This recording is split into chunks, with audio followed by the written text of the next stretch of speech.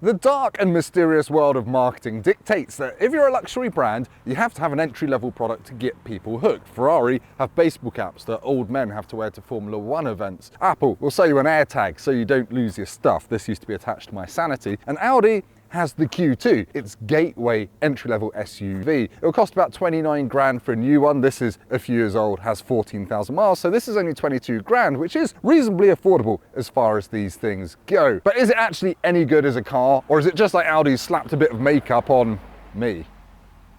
We're gonna find out.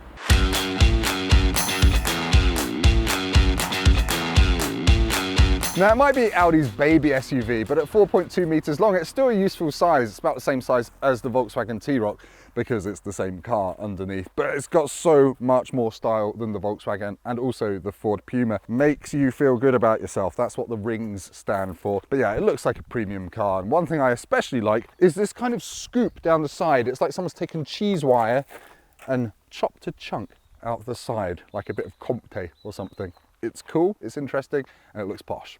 When the Q2 came out about 6 years ago, the big deal is it's got these side blades. It's a different colour to the body of the car. It's not very obvious here, but that's the hark back to the Audi R8 supercar. It's not a supercar, it's a diesel SUV, but whatever. The boot is nice and practical. It's 405 litres, and even on this entry-level sport model, it opens electrically, and you've got an adjustable boot floor, which can give you a nice, flat load lip. Like that. So yeah, it is a pretty practical car despite not being massive. Have to say though, 4x4 versions lose the underboot floor space.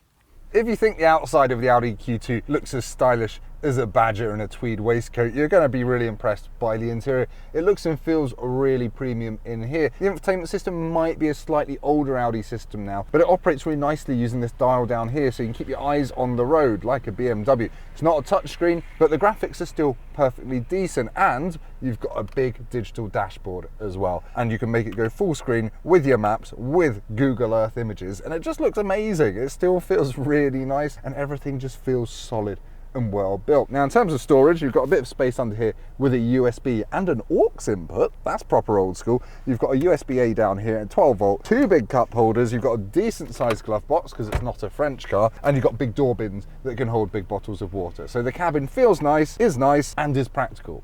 But what about the back seats?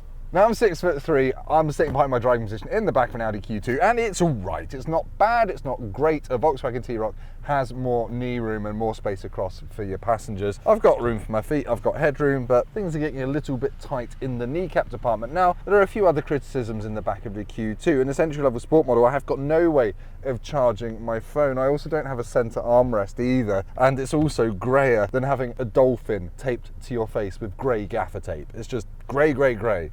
But it's fine, I'm comfortable enough. Stop whinging, really. So far, we've learned that the Audi Q2 is like a Louis Vuitton satchel. It feels posh and it is reasonably practical. But does it drive like a bag of... Right, we're gonna go for a quick drive in the Audi Q2, and the first thing you notice from behind the wheel is how solid it feels. It feels like a bigger, more substantial car, and it feels like a premium product. That does mean the ride is a little bit firm, but it does grip and go around corners almost sportily. It does feel really good. Now, the view out the back isn't so good because you've got those thick pillars at the back of the car, but you've got front and rear parking sensors as standard on most models. The engine range, if you're buying a new one, it's dead simple. There are two choices. It's a 1 litre petrol or a 1.5. The 1.5 is the only one with an automatic option, and that'd be my pick, to be honest, especially if you're mostly doing motorway journeys. And because this is a slightly older car, this has got a diesel engine. It's the 2 litre diesel with 116 horsepower, and it's really torquey, but the main benefit is I can get 55 to 60 mpg in my sleep. Well, not literally in my sleep, but without trying. But anyway, that's enough waffle about how the Audi Q2 drives. Let's head back to Motorpoint. I can sum up my thoughts.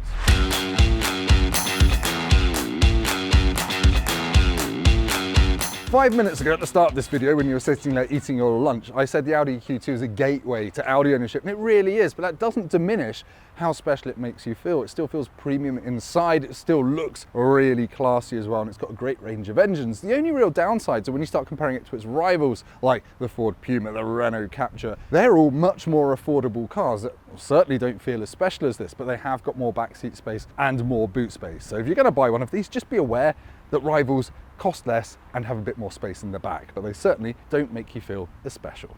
Thank you so much for watching. If you found this video helpful or liked it, please hit the like button and subscribe to the Motorpoint YouTube channel. We've got plenty more nearly new car reviews coming soon. See you next time.